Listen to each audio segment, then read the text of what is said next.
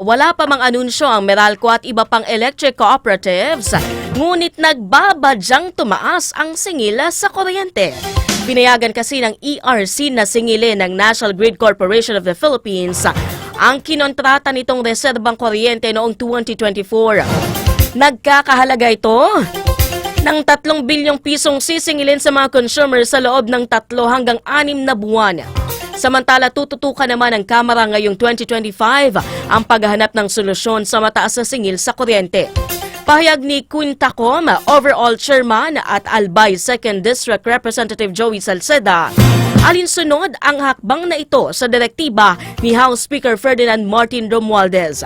Kasama sa mga bubusisiin ng komite ang 8 pahintulot na paggasta ng 206 billion pesos noong 2016 hanggang 2020 ng NGCP. Dagdag pa ni Salceda, pag-aaralan ng komite ang labis na kita ng mga power sector participants na maaaring i-refund ng mga customer o ilaan sa Pantawid Kuryente Program.